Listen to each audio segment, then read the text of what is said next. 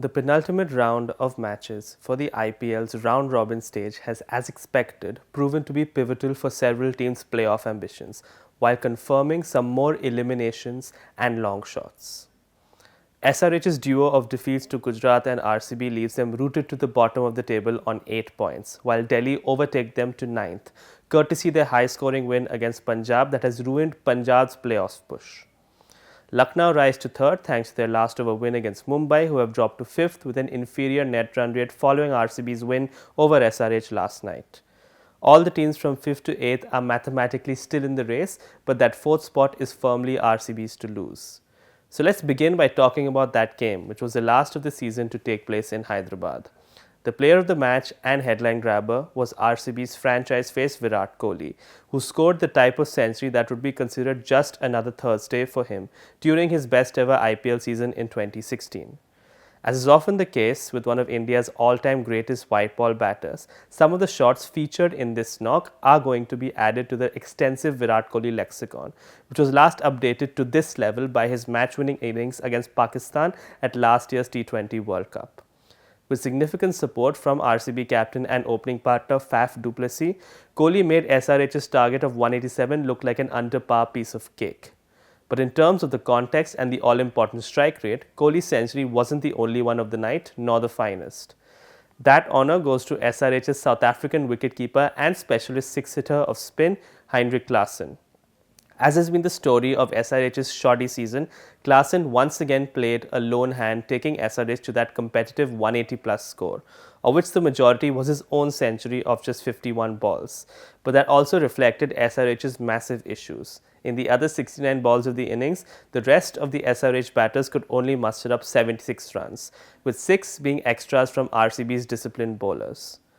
And this has been the case time and time again for SRH under the disastrous tenure of new head coach Brian Lara across their 13 matches.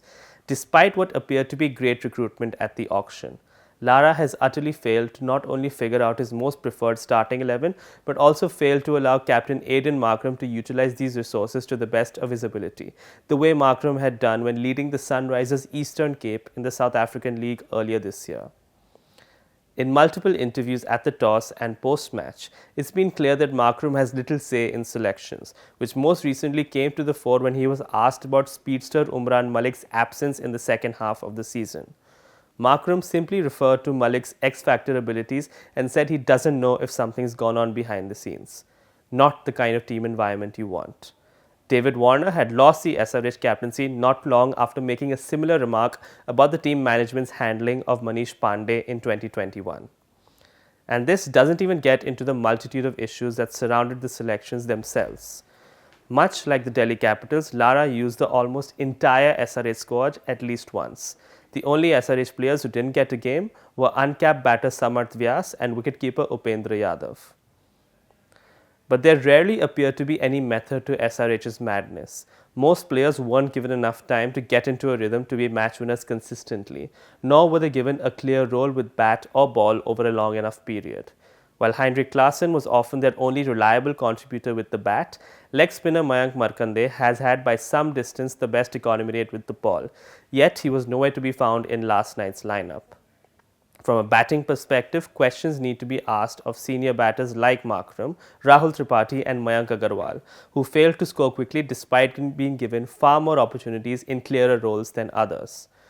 But the buck stops with SRH's coaching staff and team management led by Brian Lara, who have severely underperformed with what should have been a playoff-worthy squad. Tactical reflections ahead of next season are the need of the hour. And now a look ahead to this weekend's games, the last bunch before the playoffs begin. Punjab face Rajasthan tonight in what's practically a knockout match. Delhi will look to spoil CSK's top 2 party in Saturday's day game before KKR face Lucknow with respective 4th place and top 2 ambitions of their own.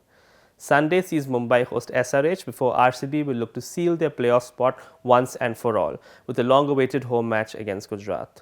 For more talking points and analysis, tune into ThePrint's YouTube channel on Monday the 22nd of May. Thanks for watching.